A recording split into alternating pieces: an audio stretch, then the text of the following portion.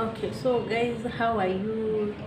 I'm okay, and I really want to welcome you to our today's episodes or today's story. So, back today, and I'm back with a different story from what has been happening.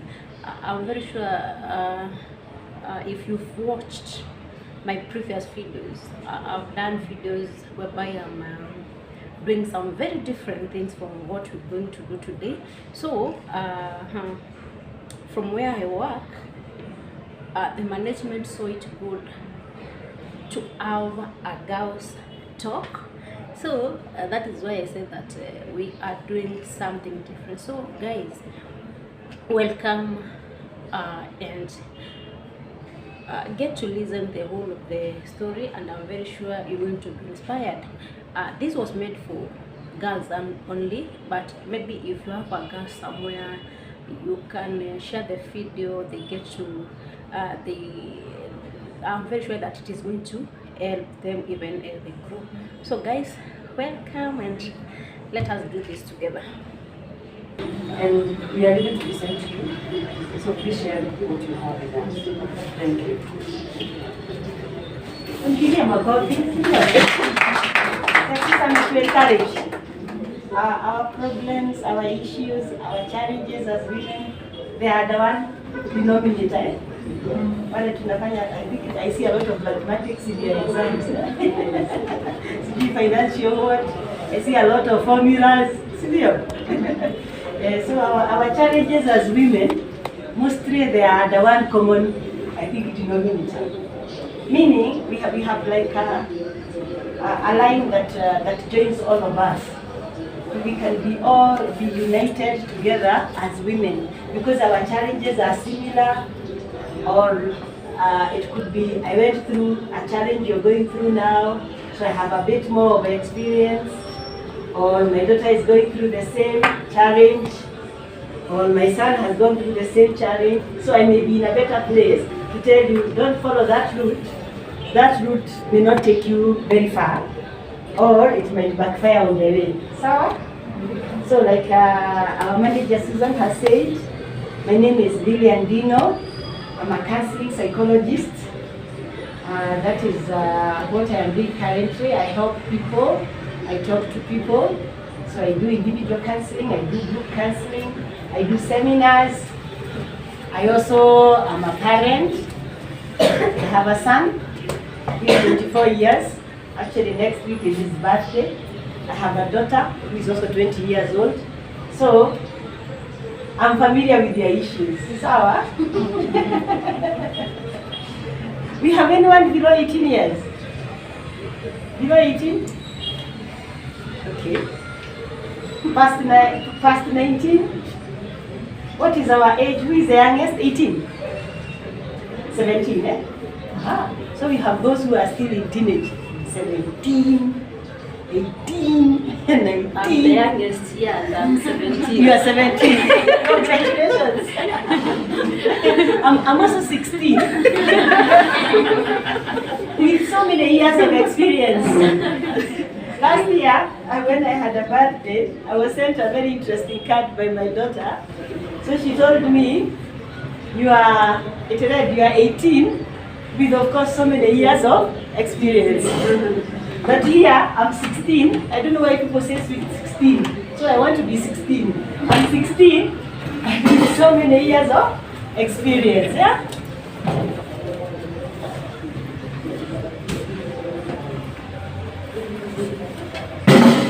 Fight for your space.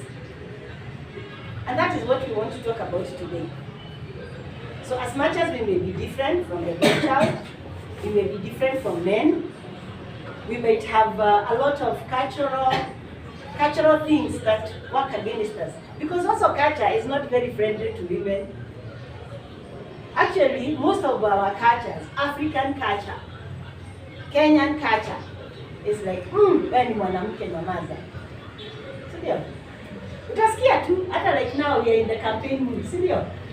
We are in the election mood of 2022. Utasikiza tu how people will be campaigning. And apart from maybe a seat like the women rep, which has to be a female, or the other seats, you will have men contesting, women contesting. Senior.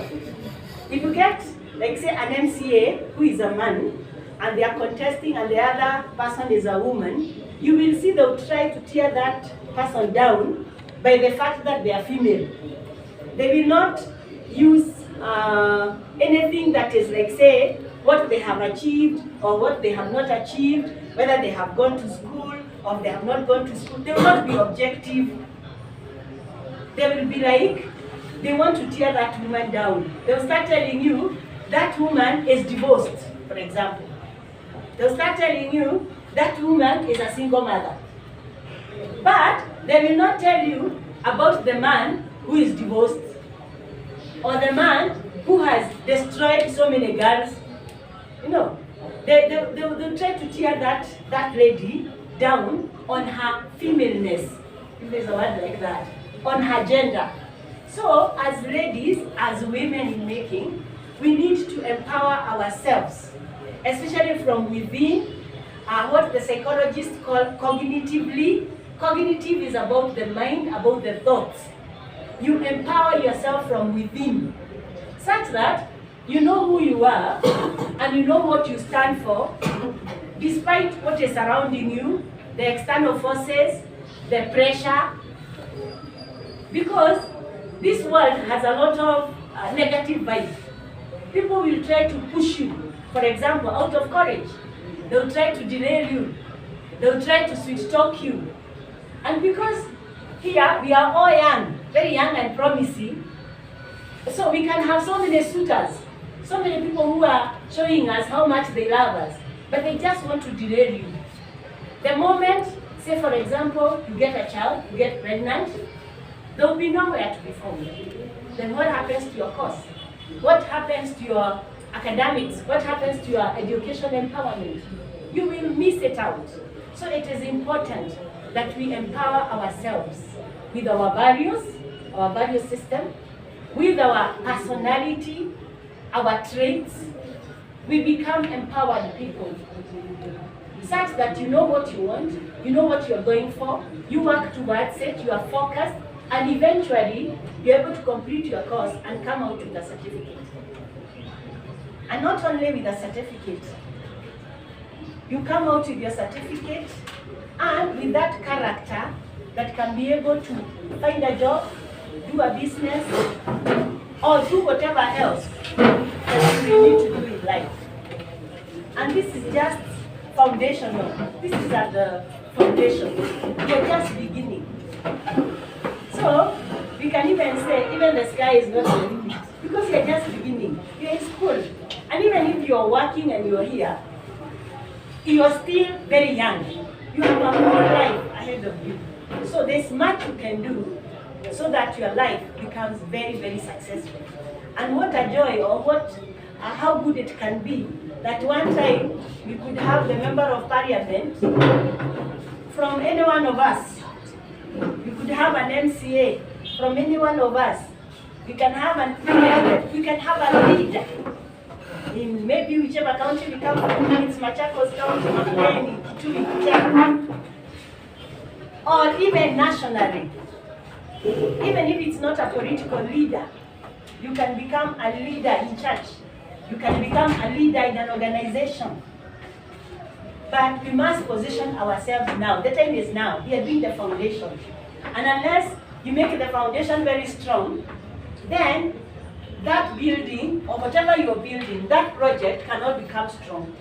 But if you empower the foundation, if you make it so strong, then it can go as many floors.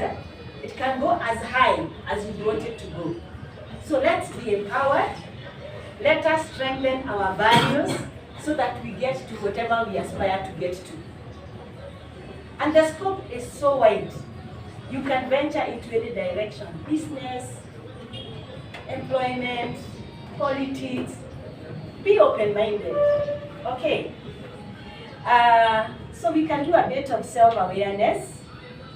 Do you know who you are as a person? I know who I am.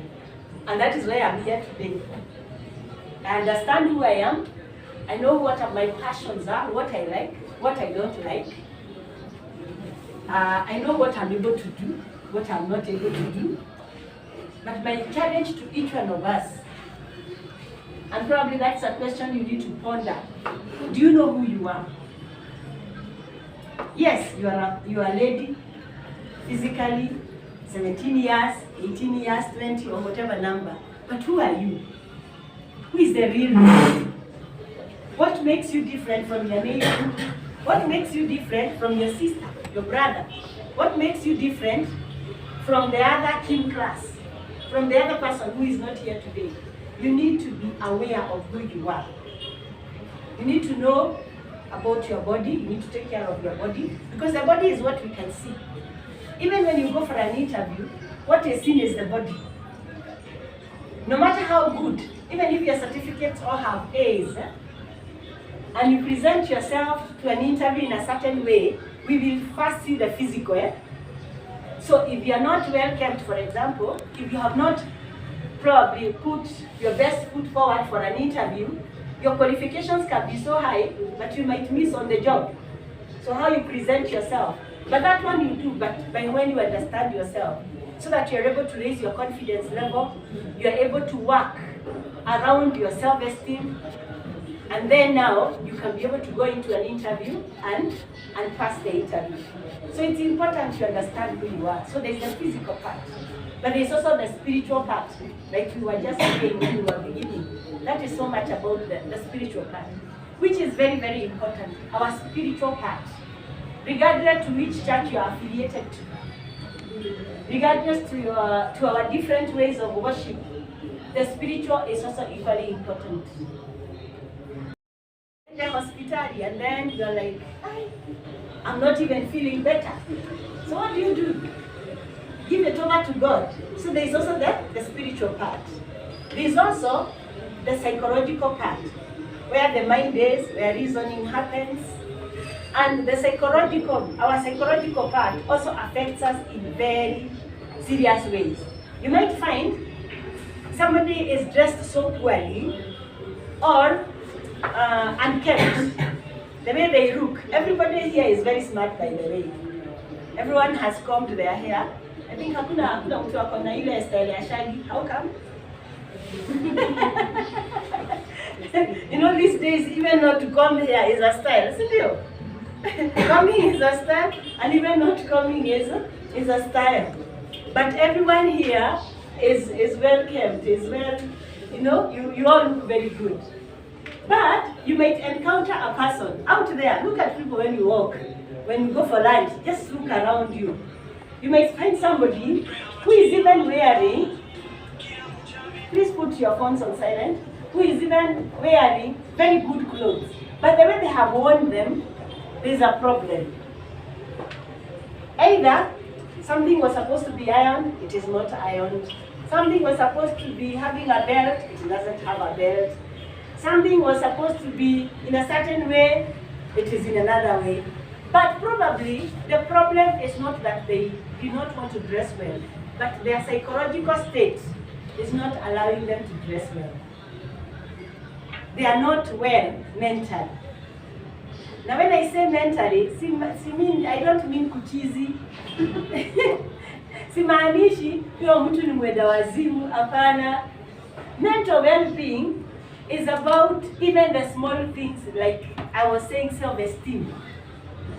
Are you able to appreciate yourself?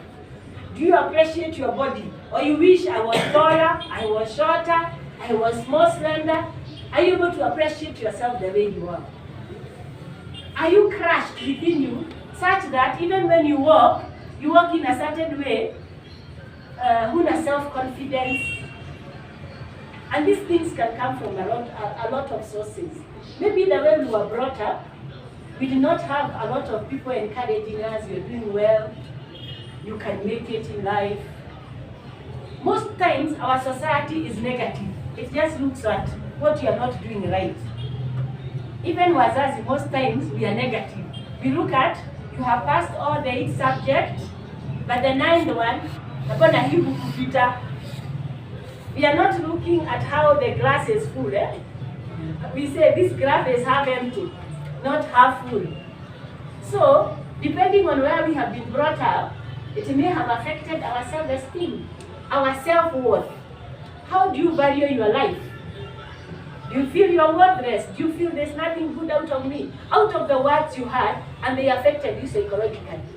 At home, were you compared with others who are performing better than you, maybe academically, or who are ahead of you? Like you can have firstborn, secondborn, thirdborn, maybe you're a middle child. And the way God has created us, we are all very different. We have been, all of us have been endowed differently. Everyone has a gifting.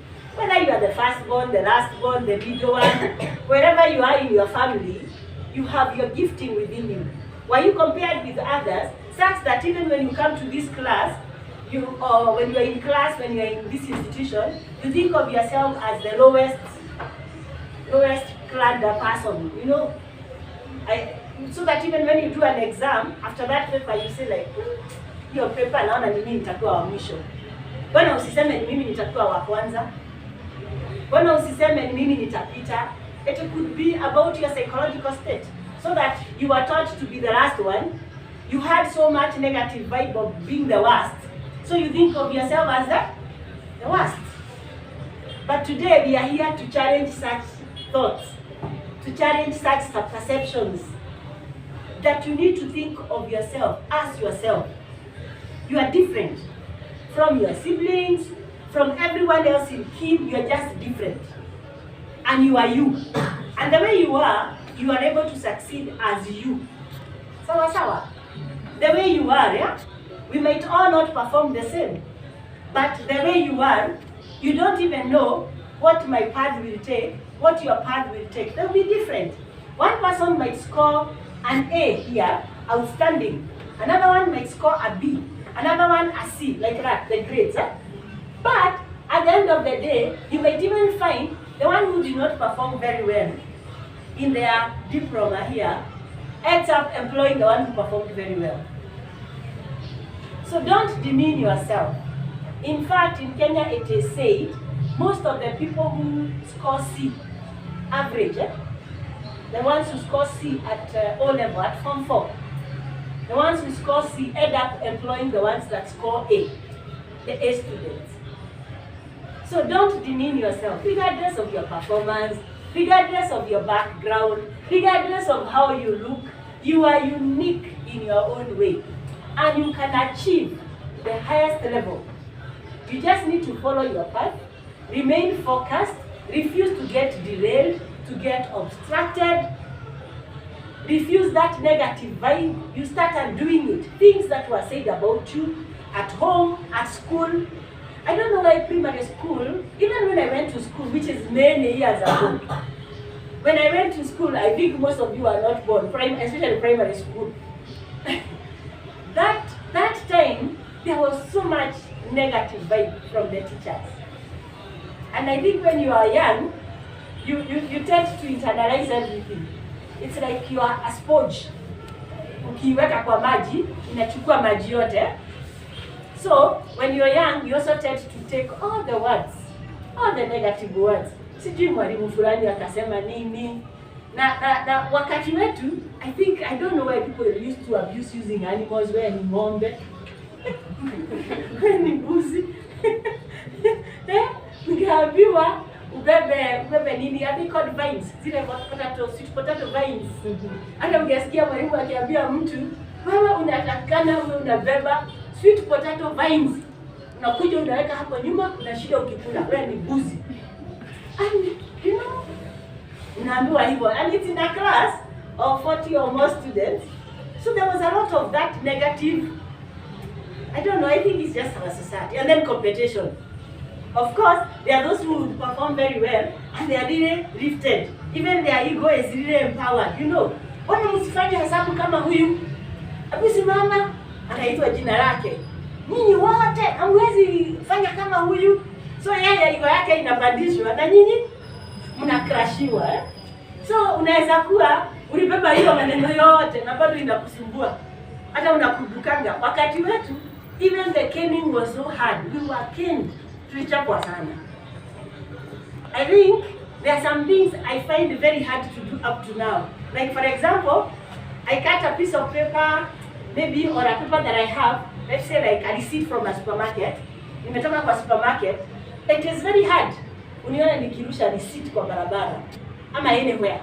Nitazibeba tu kwa vitu zangu, and at one time naweza jipata niko na receipts mingi. Mpaka I have now to sit down and sort zile receipts asina nini, and I throw them away. Because I was told throwing paper in the compound is a serious crime. So ikaingia ndani yangu So it doesn't matter hata kama place ina takataka, mimi sitaki kurusha yangu hapo. Ile kichapo nilipata kwa sababu ya kurusha makaratasi, sijui punishment, kulikuwa na vitu mingi tu. So there are many things you have gone through also which have made you who you are today. Okay. And worse still now, there are those words that even affect our emotional awareness or our emotional self. And at this stage of teenage, emotions are very sensitive, are very high. One thing, because of the stage we are in life, it is not even anybody's making, probably it's only God's design. Because in teenage or adolescence, that is when the hormones are most active. And you see, hii inaweza tu kuwa mambo ya Mungu, si ndio? Because hatujui kwa nini hakupanga hormones zikuwe mingi ukizaliwa ama zikuwe mingi ukizeeka. Hormones zimewekewa miaka from these days it goes as low as 10 years. But I think kitambo it used to start from 12, 13. But these days, even 8 years. 8-year-old can get children. I think I have seen videos like that. So hormones are active. So the scope is very, very wide. We all want to succeed in our different spheres of life. So every one of them has strengths and weaknesses. So usiseme huyu anaongeanga sana, hana strength. Hapana, ako na strength kwa sababu huyu akienda kwa field kuuza, anaweza uza sana. I think where I come from, akasema bidedri sana. Atauza sana. Hiyo ni strength. So everyone has strengths and weaknesses. The weaknesses are, sanguines are impulsive. They can easily move with impulses or emotions. Because they like to get excited. Similarly, they also get sad very quickly. Yeah? They are forgetful. They forget easily. They are too loud. Anaweza tu simama hapa a shout. They also exaggerate. Akipuzia ice on Iceland, ama ni fridge on Iceland, akipuzia fridge on Iceland utanunua. Because he exaggerate. Atakwambia how this top sijui came from Dubai, it is not from Misiri. Na atakuzia hiyo top na utanunua. So they exaggerate a lot. Those are called sanguines. So please note where you are. Yeah? Kuna wengine nao wanaitwa choleric. Or before I come to choleric, sanguines like to have things the fun way. Fun, F-U-N. They want to enjoy. They want to go through life the fun way, to enjoy life. Choleric now, they are people who are usually very ambitious. They make good leaders. They are passionate. They are good planners. Those are cholerics.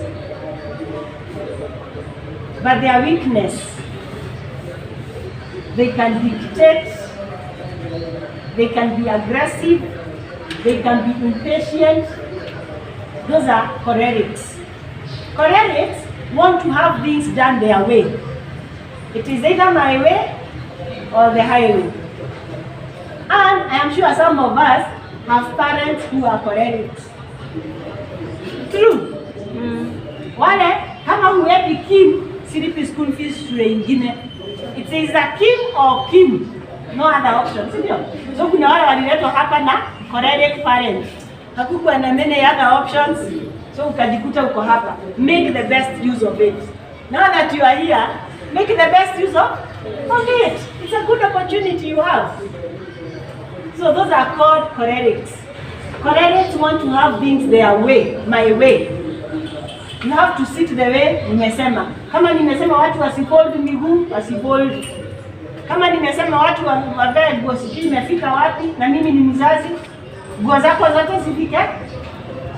Those are cholerics. Both cholerics and sanguines are extroverted. They are able to be social, to deal with people. They are confident. Then we come to the other side of introverts. Kuna wale wanaitwa melancholic.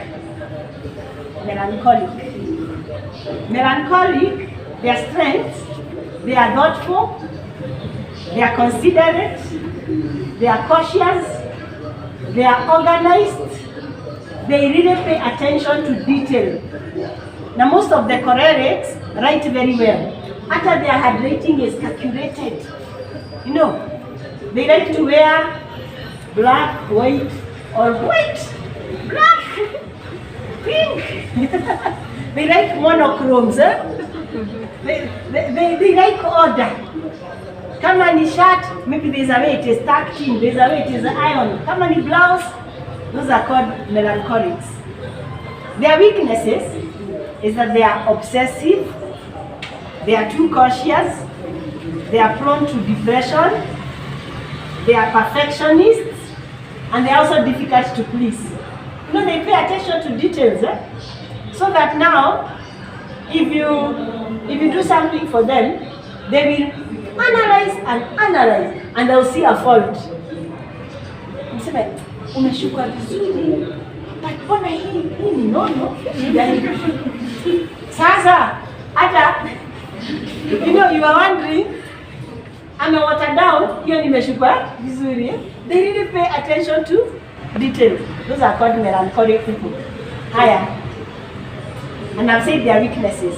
There is another group, they are called phlegmatic, the fourth group. Phlegmatic. So the melancholic, they want things done the right way. They want everything done right. Kama ni vitu zimepangwa straight. Kama sijui, they're supposed to be 20 here, only 20, not 21. They want things done the right way. Then the phlegmatic, they are people who are relaxed, quiet, calm, they are kind, they are consistent, they are peacemakers. Those are, they are called phlegmatic. Phlegmatic. Their weaknesses, they are shy, they fear change, they can be stubborn, indecisive, not goal-oriented.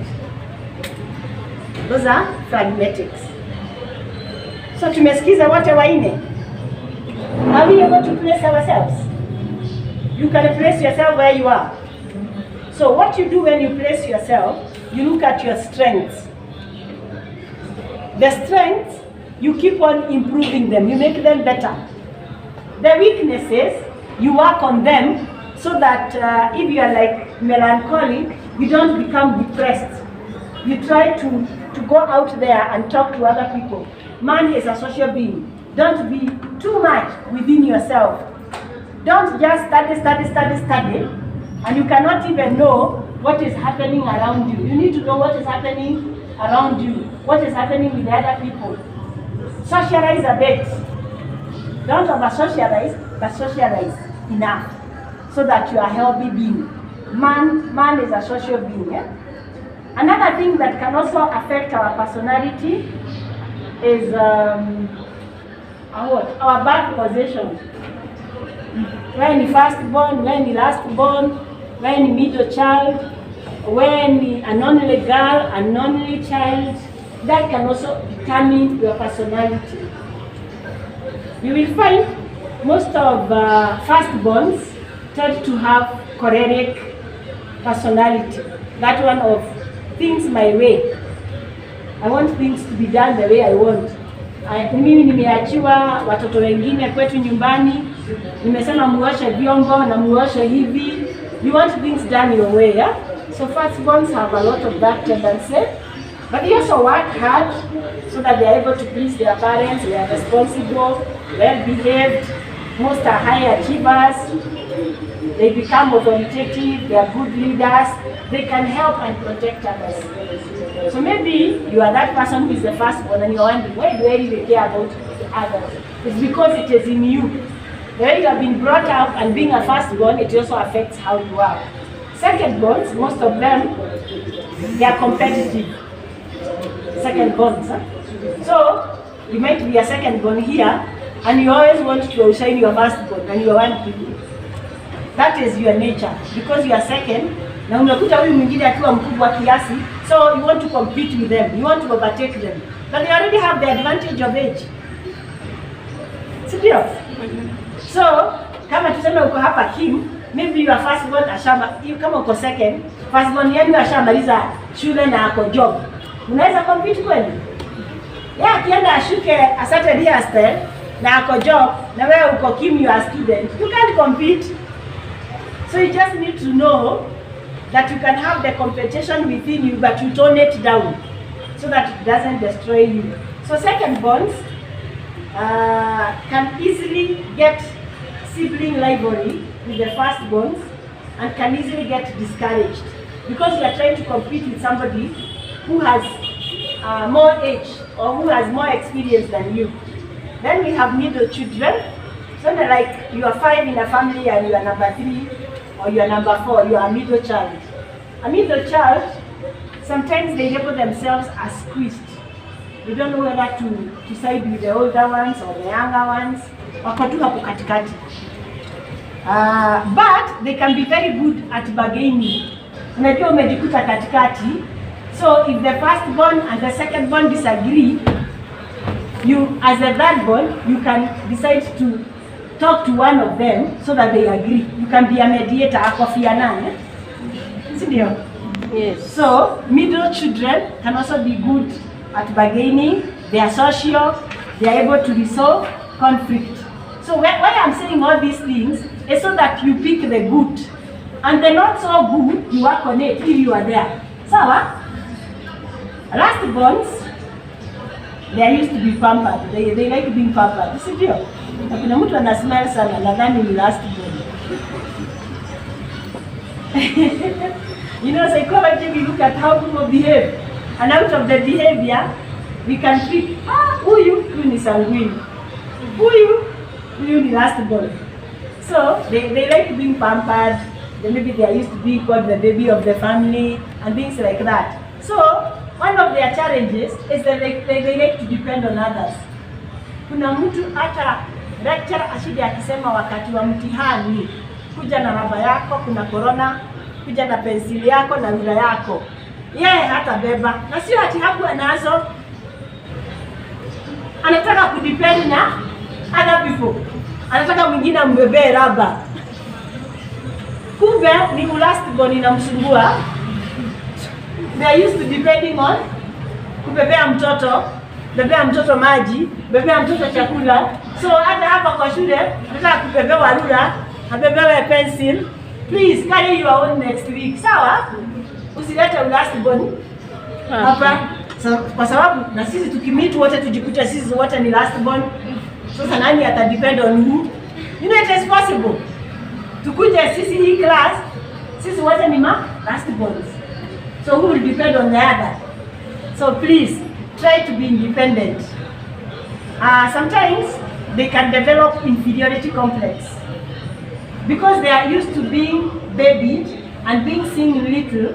Why wanaona like sifai, sitoshi, I'm not the best, because everybody is used to saying, when mtoto.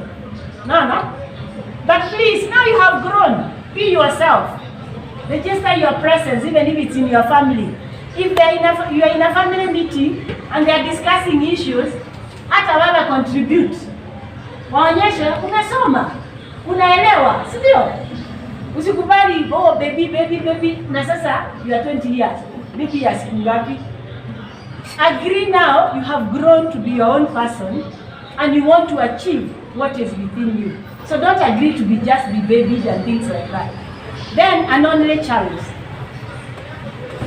Now, an only child sometimes can be very self-centered, can have uncooperative behavior, and most of them prefer adult company.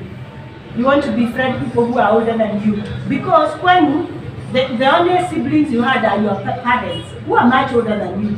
So, you socialize na watu wa your age.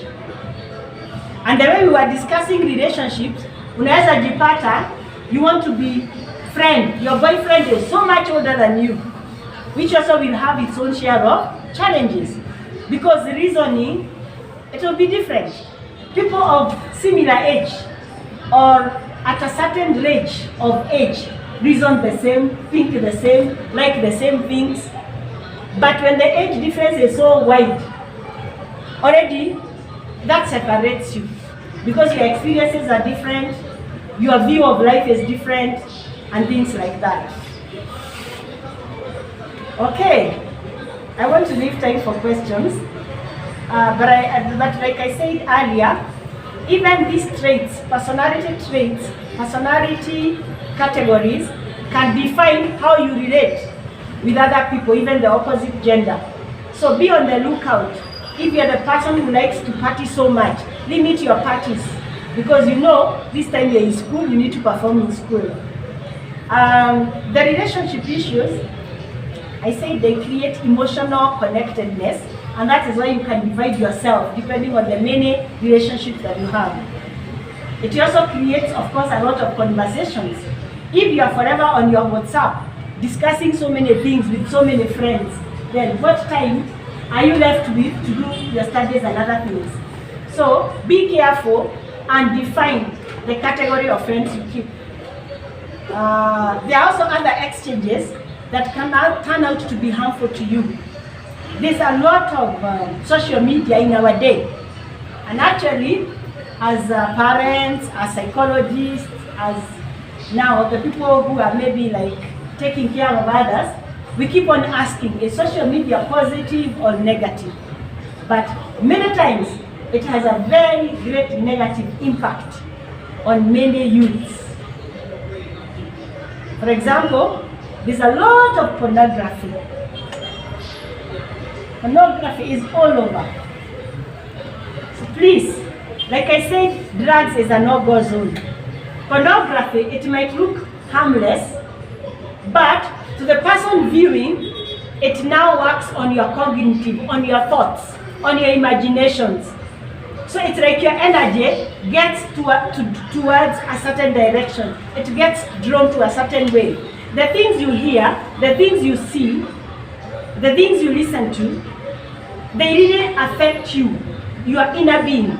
They affect the way you reason. They affect the way you behave, unknowingly or knowingly.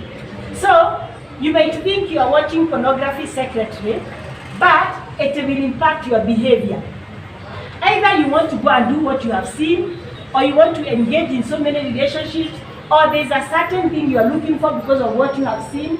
So that pornography ends up destroying you. And pornography is more addictive than drugs. We all know drug addicts. We know somebody who is addicted to something, whether it is pombe, whether it is cigara, whether it is bangi, whether it is the hard drugs. We know even there are rehabilitation centers for people who are addicts. Pornography is more addictive than drugs. You start watching it, you have opened the door. Pengine utakuwa umefungua kamlango kadogo, it will go widening. You will find the whole night you have not slept, you're just watching porn, because you become an addict. So, choose the things you want to engage in. You are almost adults, if you are not yet an adult. 18 years, you have an ID. So, you have the free will. Choose. Choose what you want to do with your life. But just know, like I said, choices have consequences. You choose a certain line, utabuna tu, you'll be able to live what you have sown. So, social media has a lot of exchanges that are harmful. Of course, there's what is called cyberbullying, people tearing down each other, people talking about their relationships publicly. talking about huyu mtu nimemwacha because of this. There's also a lot of that, which is very harmful. You don't want to be put on Facebook or on Twitter, sijui, as having what or looking like what and things like that. Yeah. So be careful of the clique of friends you keep. Be careful of the relationships that you form. Have some values. Don't just befriend anybody because they have come your way. And then the next day now, umejipata kwa social media ukiwa bullied. Watu wakikuangalia na picha zako, zingine not so good. Be careful. Choose your friends wisely.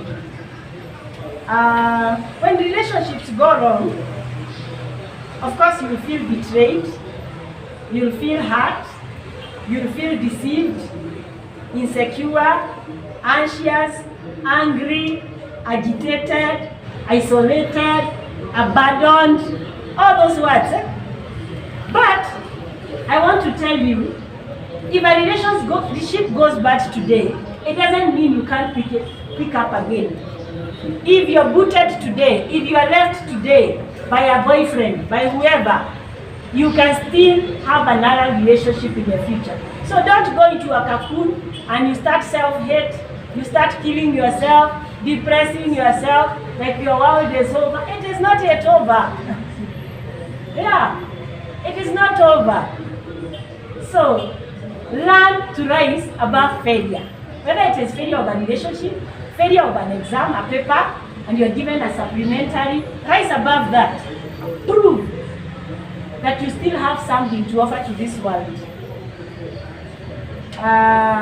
So, don't allow yourself to lack self-respect, to have loss of who you are, to have control, to have sense of order in your life.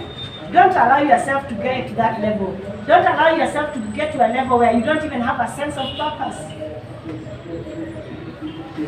Don't allow yourself to feel conflicted within. If it gets so bad and you're feeling, this one I cannot handle, look for someone else to talk to. It can be a friend, it can be a sister, it can be who? A mentor, it can be a counselor. Look for somebody to talk to. Look for somebody to talk to. Don't allow yourself to get overwhelmed by life. So in conclusion, so that I think we have gone through a lot of stuff. Yeah. In conclusion, there are many things that affect life. And sometimes it is really not possible to be able to see what will come to me, what will come to you. I cannot choose. I will only go through this experience and not this one. You can't choose whether your boyfriend will leave you or not.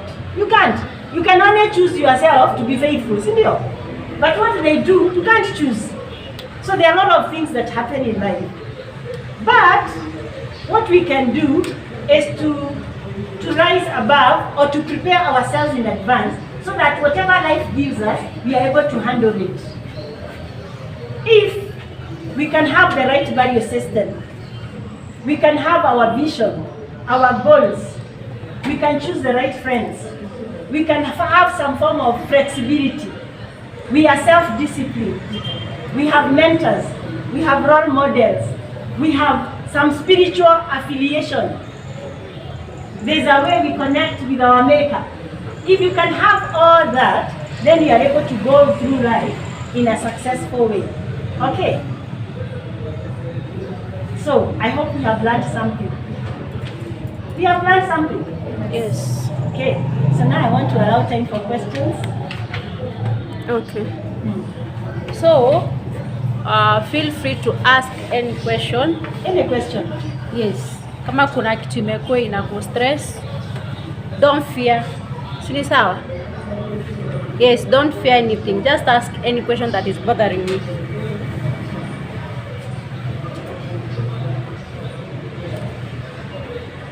Any question? The floor is open. Or maybe if you feel that you cannot ask, or maybe you're fearing, you can just write it. Like in your study, so we are big people, grown enough to talk for ourselves. So just ask any question.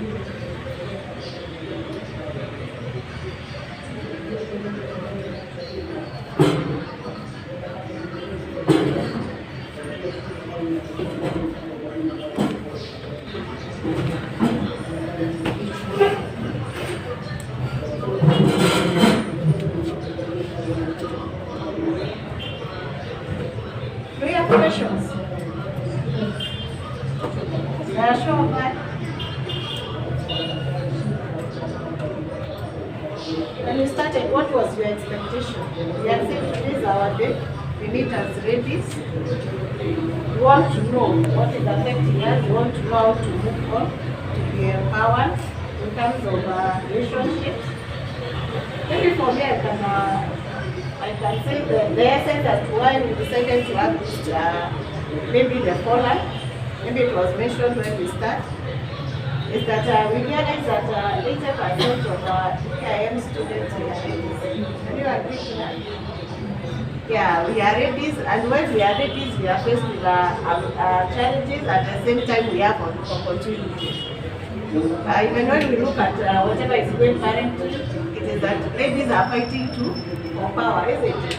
We have to present ourselves in the society, maybe from the grassroots until to the national level. For me, as a person who believes in that, there's a time that I was aspiring to be a politician, that was in 2007. I still have that belief, every time 2022. So for me, it is to see us as ladies. How are we being empowered? We are here in KIM to learn, isn't it? What is it after learning? After you get the knowledge that you are getting, what are you doing about it? And the other thing is that when we join college, I know we tend to be in a mix. Because now we know we have a lot of freedom, we are away from our parents. No one is controlling what we are doing since the time we woke up until the time we go back in the house, isn't it? So we learn to have a lot of free time. What are you doing with your free time? Some of us are in relationships. The moment that you leave in KIM, you go to the house, you go and change and you dress up, and in the evening we are back to town. Different from the way we are in the morning. You are carrying me very innocent, right? I know. I know anytime from 6. Only that you don't know. As we walk around, and we can tell from afar. That's a KIM student. But we are not saying being in a relationship is wrong, isn't it? But what kind of relationship are you having? Is it interfering with your studies? Is it messing up your life that you're not going to achieve what you're supposed to achieve? And that's why we say we have to talk about the relationships. I remember another time I was talking to members of the youth in my church, and someone was saying, like for me, I have a lot of crush. Yaani unakuja kwa kianzi yako, all the men you get and they want to be with you. So for you, you feel you are beautiful, you are loved. Anasema, what do I do about the crush? Are we experiencing such things? And then why are you not talking? And we have a counselor here. Yes, we are not talking today. I do not have a profession. What do you do about it? Ukitokea huyu anakutaka, huyu anakutaka, huyu anakutaka. How do you deal about it? So the one we are on class, the lecturer is there teaching, you are thinking about how many messages are coming into the phone and how are you supposed to respond to them. So let's talk, we are here to talk, how we can know how to avoid those distractions and to make the best choice, isn't it? We are not here in KIM forever. I know you also want to have relationships. They are now, not now, isn't it? Because you want us to finish whatever we are doing. But how do you handle it? Those are the questions that I want you to ask. How are you supposed to, when you are in college, how are you balancing your studies here, the time that we are keeping you here, and how are you balancing the relationships that are out there? How do you conquer them for you to come out better? Because I'm not sure you to live alone, you can't work as alone, but there are limitations as ladies that you're supposed to do, isn't it? So to get into as well, I was talking as you are writing down the questions, or you are thinking about the questions. Nani ameandika yake? I can pick them, eh?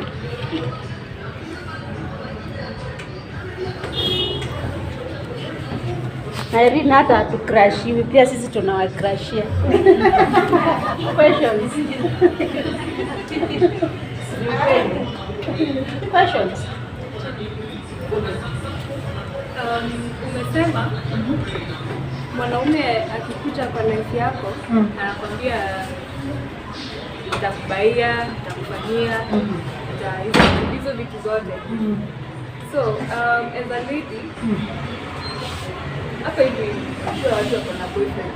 So let me just ask. And I said it is the right thing. Yeah. Sasa utajua aje unachezewa. Utajua aje huyu anakuja kama mpenzi. Interesting. I say, of course, at your age you get so many suitors, so many people who will be coming, talking to you or wanting to befriend you. But you as a person, what are you looking for? What would you want in a friend? You as a person. Do you have your qualities that you're looking for? Have you befriended everyone here? Why? Why haven't you befriended all these people? Because it's what I look at. Yeah, there are things you look at. So similarly, even in relationships, you look out for qualities in the person. And most of the times, please do not look out for material. Let it not be, I'm coming to tell you what I can do for you, what I will do to you, what I will buy you. Because most likely the material or the item, say I come and approach you and I tell you I'm going to buy you a better phone, can be a bait. So you know, like how people catch fish, huwa wanafungilia a certain bait kwa hiyo hook, ndio wakirusha kwa maji, samaki ikikujia the bait inashikwa. So na wewe utanunuliwa simu, kumbe ni njia ya kukunasa, utashikwa. So look out for qualities, like what I was saying, qualities in a person. Like to that person, is that person respectful? Even how they have approached you alone. You know, there are the different places we are socializing. Maybe we go to church, of course we go to supermarket. Where else do we go? We go to parties. Wapi kwingine tunaendanga? Church. Wapi kwingine? Na chade,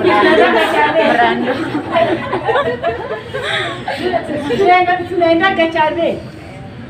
Maybe kwa street. So even where you meet a person will also determine the kind of a person you meet. For example, if you have gone clubbing, most likely, who are you going to meet there? People who like to drink, people who like to party, still. So can that really turn out to be a serious relationship? They will approach you, yes, but do you think that can turn out to be a serious relationship? Most likely, no. Let's assume like you're in church. Maybe there's a youth seminar. Then somebody approaches you in church. Because of the setup, most likely it might turn out. I'm saying might. I'm not saying that all the relationships that might start from church are good. But most likely it might be good. Okay, if you get somebody like say on the streets, how they approach you will already tell you, are they demeaning you? Are they seeing you as the female? Just because you are a lady, anataka kukuchokoza. See? Or is it somebody who is approaching you in a respectful way? Because I'm sure we have encountered those things of like, somebody is asking you for your telephone number. How are they asking for it? According to even how also your gut feeling.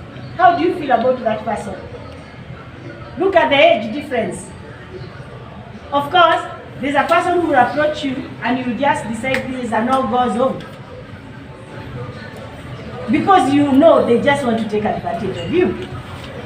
They are probably the age of your big brother, your sister, your big cousin, your father. So there's no way they want to have any meaningful relationship with you. As much as they are promising you heaven, they just want to take advantage of you. So if you allow yourself to swim in that boat, then you'll have consequences which might not be very pleasant for you. I don't know if I've answered you. Okay. Thank you for that. I appreciate.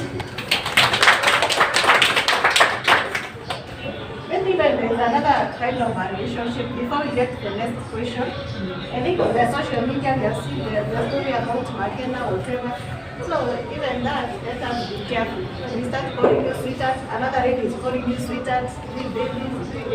We should also mind those kind of relationships. It's just physical. The next question. Ilikuwa inatoka hapo.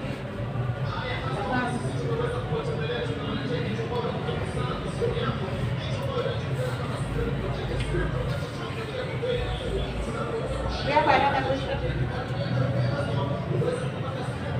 Or you want to talk to us, you can encourage us. Someone? Yes, I have a question. Yes. With the same vile alikuwa amesema. So you find yourself in a situation that you have many voices approaching you. What do you do? You have to sort them. You have to like the way you have a basket of fruits and you sort maybe the ripe, the unripe, the good, the bad. you have to sort. Because yes, the approaches have come. 10 of them have approached you. But you're only one person. Sindio? You simply have to allow yourself to sort them. Don't ignore. But again, don't give it too much weight so that if you are preparing for exams, you don't prepare. Because, to tell you the truth, currently what you need to do is to pass your exam. Of course, nobody wants a supplementary, isn't it? So, let's assume 10 people approached you this week. The next week is exams. Will you focus on going for the dates or on the exam? The exam, isn't it? So also apply some wisdom. I told you, you people are sharp. You're here. You have brains, you have a mind, reason it out. So, there are some, let's assume 10 approach you, just delaying. You decide, first I'm focusing on preparing for exams. That delay of 1 week might even put 5 off. They were expecting, akikwambia I love you, within 1 day, you're already responding. But if you take like time already like drives them away. So unabaki na wangapi? Na watano. Sasa hao watano, then maybe you might start noticing. Maybe I'm approach you. Of course, unamroute. So unaenda na hiyo elimination method. And even if you eliminate all of them, it is still okay. Others will come. If you find there is one you like, you go out for a date. Allow yourself to experience. But be empowered. Don't just go there and be carried away. Listen, observe. If this person has traits you don't like, don't agree to a next date, things like that. Don't know if that answers you.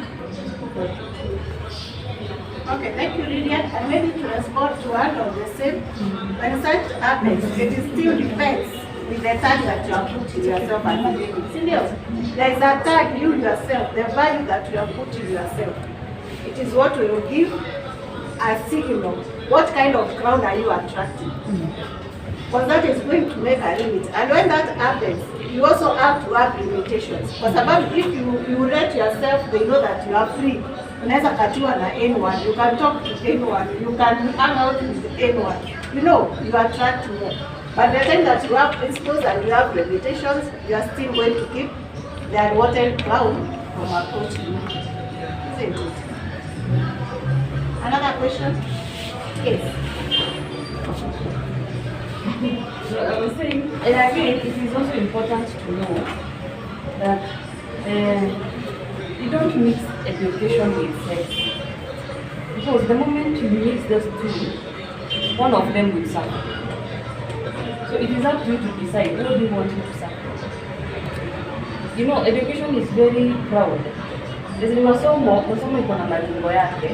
And I like it when boys tell you that wewe uko na malengo. No.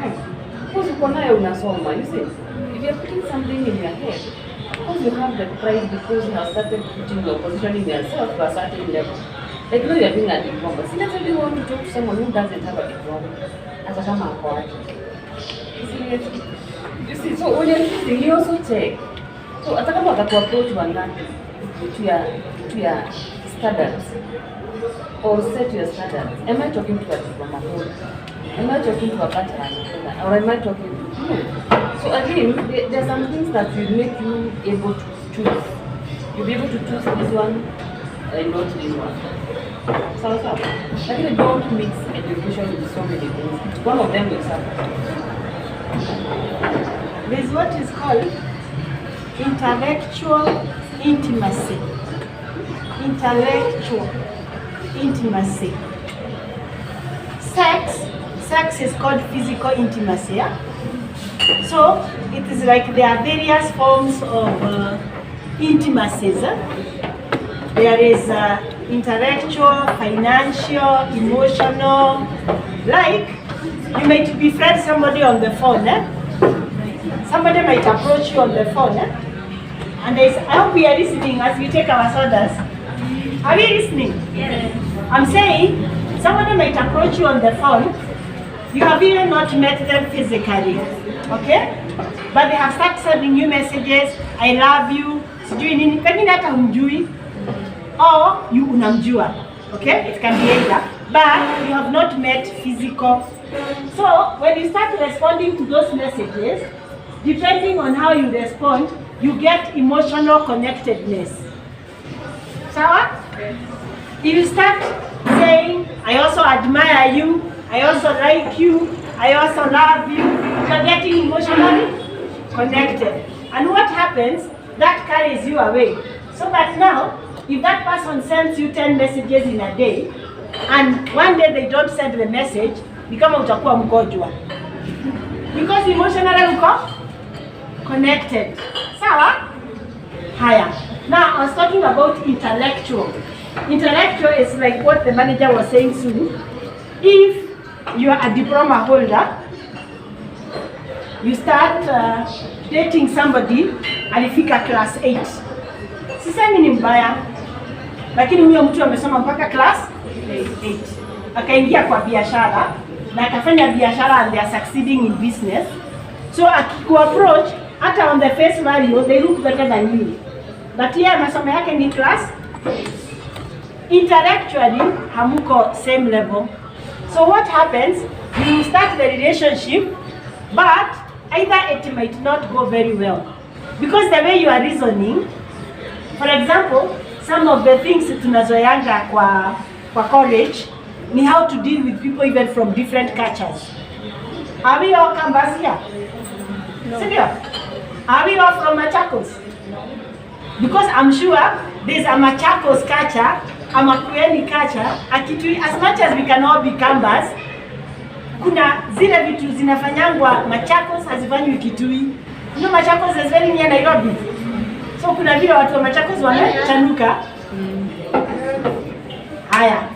So if you have learned how to deal with people from other cultures, na mimi nilifika class 8. I come from a certain environment, sikupitisha masomo yangu hapo. So I want to know how to deal with a certain culture. Tuseme I'm in Machakos. I want to know kuongea Kikamba, kufanya biashara na Kikamba. Kitu yangu yote naiona na Kikamba. Will I be able to deal with somebody from another tribe? But wewe umesoma mpaka this level, umekuja hapa umechanganya na watu wa other tribes, other cultures. Mpaka umeanza kuona aya, kumbe wanakuanga hivi. You mean they are also good in a certain way. So if you start now a relationship with huyu mtu, intellect yake iko chini, somehow mwanza kudiscuss, tuseme like what is currently happening siasa.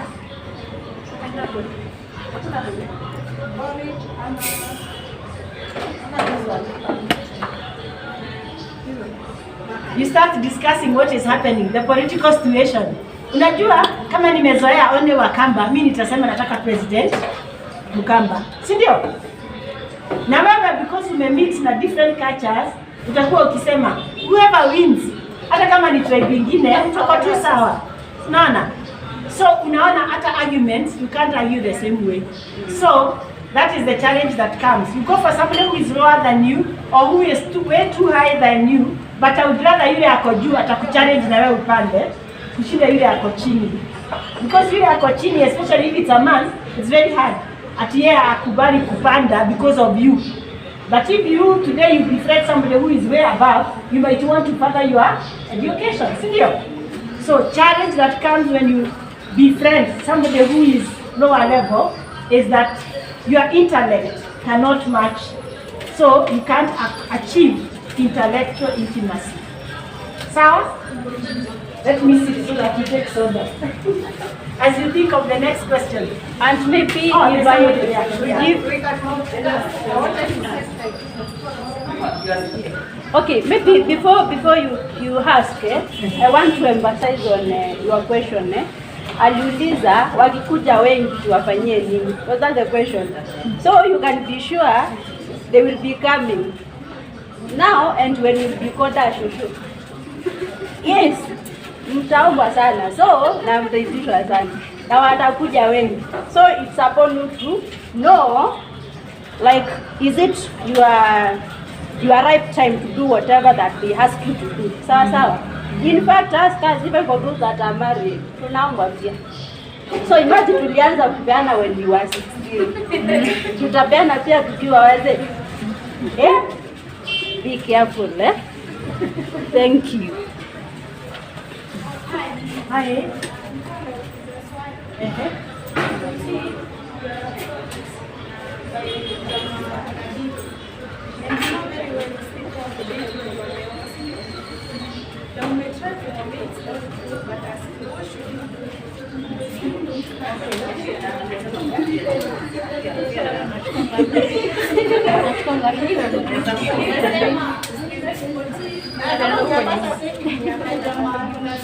Yes. Akona mali. Yes.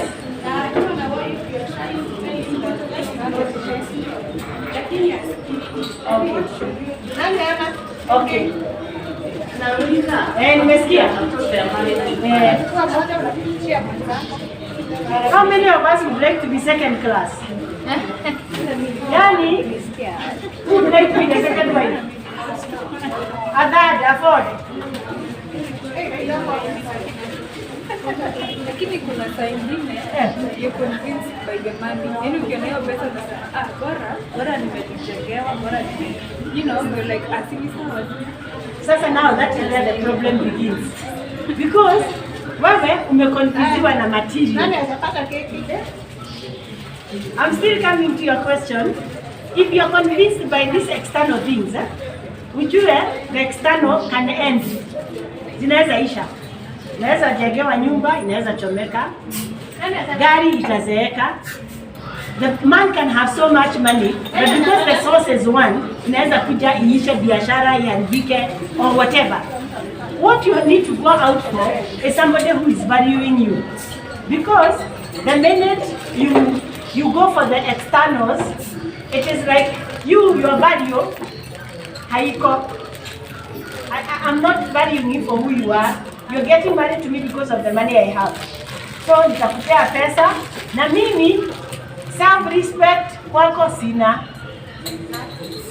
Kama ni freedom, I want you to be at home 24/7. So that hata hii diploma unasoma sijui uta practice wapi. Because nitakufanya kama slave yangu. I've provided everything. Nimeprovide na nyumba, na gari.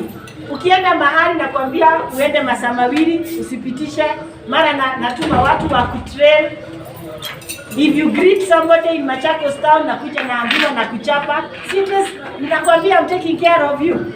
So why huna value? Because it is my money versus you. But me the person, I'm not in it, it is my money. Okay, if you are approached by somebody who is married, it will so much depend on your values, you as a person. But we have agreed, most of us, none of us wants to be second class. None of us want to go kuharibu nyumba za wenyewe. So, if that is the case, that is a clear line. No. Just like I advised you, something like abortion, the consequences that come with it is a no-go zone. Similarly, befriending or having a relationship with a married man, you're just complicating your life for nothing. Yes, they might have more money than the younger ones, but it is like they'll just be buying your body for their money, but their heart, they are not in you because they already have another family. And yourself now, you have messed your life. That relationship, it is downgrading you. It is telling you you can only be second class. You can't have your own husband. You don't have so much. It is actually telling you don't have so much value. Ndio unachukua wa wenyewe. You can't have your own. Why would you agree to downgrade yourself? So when it is a clear no, you stand on your principles. They might not accept the first time you say no. They might not accept the second time. But you refuse even to go for those dates. Hakuna vile mtu atakuinua by force. Si ndio? Refuse. You have your will and strengthen your willpower. Your no is a no. You don't want to go for that function they're inviting you, don't go for it. Make your own decision and stand firm. You will say, fine, I may not have so much pocket money now. I may not have so much money now. But if I focus on my studies, after this I get a job, I'll be financially independent. I'll be financially empowered. So look at the future versus the now. But please, don't compromise your self-worth, the value you accrue to yourself for these small gains at kasimu, na simu haiwezi ishi miaka 5. Hata ukinunuliwa simu ya aina gani saa hii, within 2 or so years, that phone is really naughty. Hata ukisustainiwa hii wakati uko kini, usustainiwe the 2 years. After that, and your work is all gone. So please, have some clear demarcations. Have some boundaries. This is a no-go zone, this is a no-go zone. No. And you set your principles and you stand by them. Period. Because going for somebody who is married, you are downgrading yourself, you are destroying your worth. And you even start seeing yourself like you are conflicted. Because you start thinking, pengine watu wanajua, I'm dating fulani. So, you already start developing anxiety and fear, which is unfounded. Because you are thinking, enyewe kama watu wanajua, siku hizi waniongelesha. Siku hizi you start condemning yourself, unaona? But it is what you are doing. Not that people know, it's within you, the guilt or that. Then, maybe a bad story comes up about maybe somebody who is not paying school fees for their children because wako na mpango ya kado, then you start self-condemning. You see? So what are you doing to yourself? Stand on your principles. Be you, be strong, be firm, and you will succeed on your own. If you get a partner for yourself.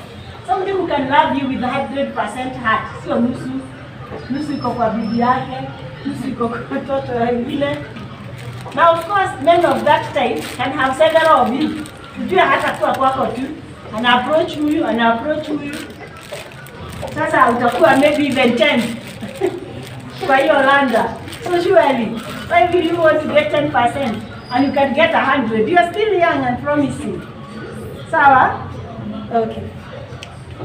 Thank you, that appreciator. Another question, I'm going to take the last.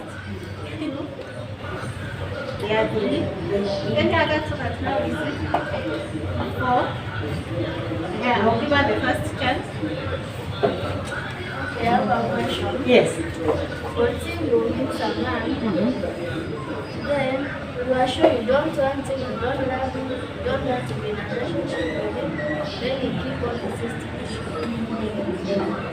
No, you're the decision maker. No, until he keeps on insisting. Pursuing it. Why is it you don't want the man? Why is it you don't want the man? They are married. Married. You don't like them. Please, never get into a relationship with somebody you don't like. So we just meet him on the way. Uh-huh. Or anyway. Then, when you come to, let's say we go somewhere, we discuss something. you don't love him, you don't like him, but you keep on insisting. No. Even if they insist and your side you are feeling it's not what you want, stand your ground. Make your decision. That is the power you have now. You know, if you're already married, you don't have that power. Like when you get married, you can't decide to, I don't want my husband, I must change. You can't. Because you are married for life, yeah? But when you're not married, even if you are dating, na mmeanza kupanga harusi na haijafanyika, and you decide this one, I have to end it. End it! End it, even if it's an ongoing, hata kama dowry has been paid, it can be returned. And you realize, in here, it is not headed the right way. End it! And go to Mombasa for a week. And then the other thing that you can do, if this person is really bothering you, you can ignore the SMSs, you ignore the WhatsApp, You can block them on your phone. What if you meet them? What if you meet them daily? you can just meet them on the way, you can assume you don't know them. Tunapita Atajua you are noise. ama anakusalimia, habari nzuri, niko na haraka, chua. Ama unachukua simu, you become tactful. You start now adding faith instead of adding the true yourself. Unataka kuhudumia huyu mtu. That is not love. Kama it's a no, it's a no. Ukita kama umuoni, asizani yao. Atajiua.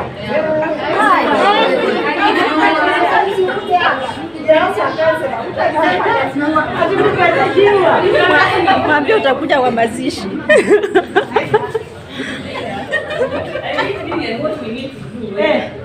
As a girl, wacha kumhudumia mwanamke. No, please don't. Please don't. Kwa sababu ukimhudumia utampea. Yes. Hakuna kitu kingine anataka. Anataka tu yes. And then ataenda kwa bibi yake. So the question is, sasa kuna David sio? Kwa nini akuje tu wewe alafu aende kwa bibi yake? Seriously, if someone is married, please wachana na yeye. You know, there is no, I will tell you that my husband will keep you and yake. Because we have invested in this marriage. Kwa hivyo asikuja muulize siko na bibi yako. Hakuna mtu ataacha hizo investment akuje kwa msichana. Mmoja alikuwa kupita na yeye. So even if it's a teacher ama mtu mwenye anakusaidia sana ama a sponsor in terms of education. I know some of us were sponsored by our own isn't. Kama wewe uko mrembo, kwa lazima atakuona. So especially the animals who are sponsored now.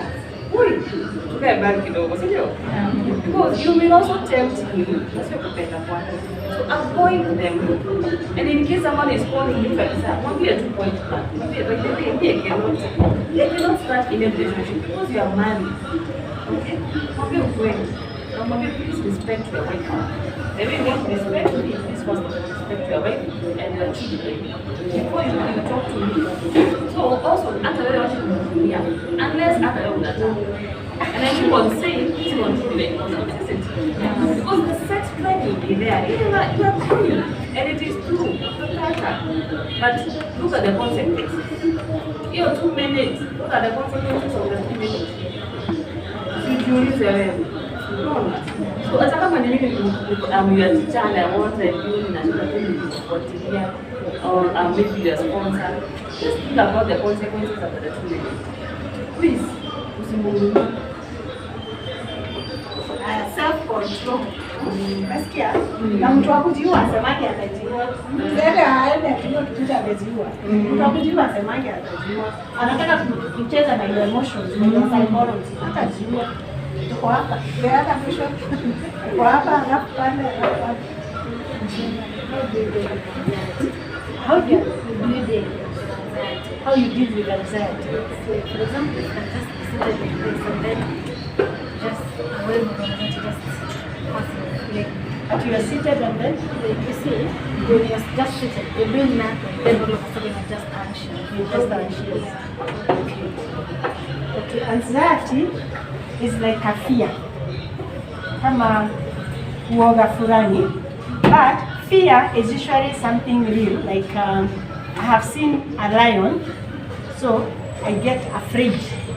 fear is based on something real, ama there are those people who fear heights, so that maybe hata akikuja hapa asimame kwa dirisha they will start fearing. But anxiety is a fear of something unreal. Kuna kitu ni kama there's something malfunctioning within us in a stir-up fear, but it is unfounded. Okay, so first distinguish the two. Anxiety can be very enslaving. So in psychology we say you could be having an underlying issue. Underlying, why is it I am anxious? Why is it I am just fearful and there is really nothing to fear about? Could you be having an underlying issue? What are the experiences you have gone through in life? Has somebody ever threatened you, I'm going to kill you? So kila siku unatanga kustuka. Hakuna mtu anakuua sahi. Hata pengine alikuwa kitambo mlikutana na dadani akakuinulia kisu. So hiyo tunaitanga trauma. Could it be you lost a parent ukiwa very young, and maybe whoever else took care of you mistreated you? So you can develop fear towards people, towards life. Nana. So you need to look at your life. What are the experiences you have gone through? Could that be there's an experience that triggers that anxiety? Okay? When you look at your life, if it is something you need to look for an extra hand, look for somebody else who can help you. Look for a counselor, you speak to them. If that is not the case, you can also go the spiritual way. Pray about it. The Bible says being anxious in nothing. Don't have anxiety. So pray to God. I have this anxiety, God, help me to get rid of it. But look at your experiences, your life experiences, your underlying issues. What could be driving that? Now when you get the issue, you address the issue, the anxiety will go. If it's a trauma, you go for counseling and you deal with that trauma, the issue will go. But if you don't deal with the issue, the anxiety will keep coming. It will keep popping up. Maybe, like say in a class setup, if you're getting the anxiety in class, could it be you were shamed when you were young in a classroom? You know, like now you're in college level. So, at least college level, even your lecturers are friendly than the teachers in primary school. Still, at least you can reason to a certain level. But maybe in primary school, there's something you had not done right. You can do a simama. You are shamed. So anytime you are in a class situation, it triggers anxiety because you are wondering, might I get ashamed again? It's a trauma. Deal with the trauma. Am I answering you? Thank you so much. You answered. Another question? There's this rumor that people say kuna wasichana wanapenda kudate watu wako na age difference kubwa. Kisa na maana I didn't get a father in love, like I was raised by a single mother. So anasemanga I'm dating this old guy so at least I can feel ile what I missed when I was small. So how ina affect yani? You know, there are many things, are they called facades? Things that are not founded, they are not true.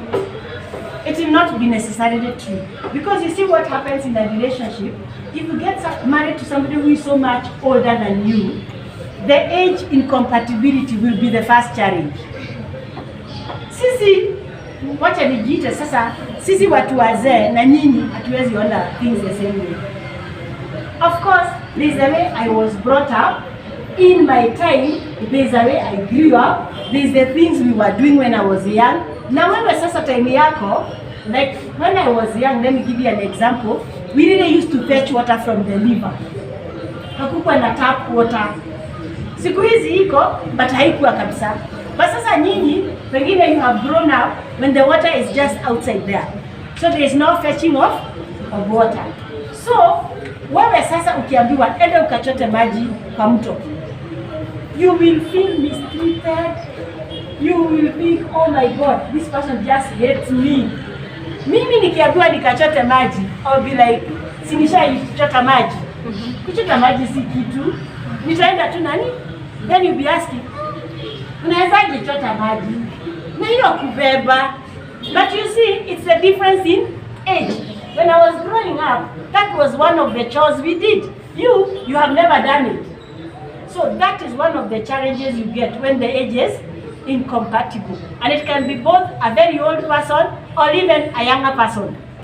You know, there are people who get married to younger people. Now, the truth of the matter is, even if it is fatherly love you're looking for, it can still come from somebody who is within your age. Because it is the attributes in the person. You see, to be a mother, it is not age. You might find an 18-year-old who gets a child and they become so motherly and they nurture that child so well. Another 35-year-old who gets a child, na hajui mtoto amekula nini that day, they don't nurture the child. So let's not be cheated. Some of these attributes, it's not age. To be fatherly is not age. Even utapata a 50-year-old who is not fatherly, 40-year-old who is not fatherly. It has nothing to do with the age. It is the mind, the way the mind has been trained, the way they understand the fatherly role, fatherly figure, and all that. Probably if they had the right model and things like that. So if you encounter people like that, even your friends, tell them not to get deceived. It's not the age. And most likely, if they examine themselves, the truth in them, watakuta, it's not the age limit they want. They want maybe the person is more successful, has more money. That is already the wrong direction to go. Because like I say, you can get married today to somebody who is financially able. They get disabled tomorrow. What are you going to do? Hiyo pesa iishe, biashara iharibike, COVID ikuje ingine. Si COVID ilikuja kuharibu biashara nyingi. What will you do? So don't look at the externals only. Sisemi you go get married to the poorest, but don't look at a person because of the material. Look at the person because of the person. How are they? Are they caring? Are they loving? Look at that. It is more valuable than the material things. Sarah? Let me add something. When you get married to an old person, this person they have invested. For example, you get married to someone who has a car already. So, have you contributed anything to that car? No.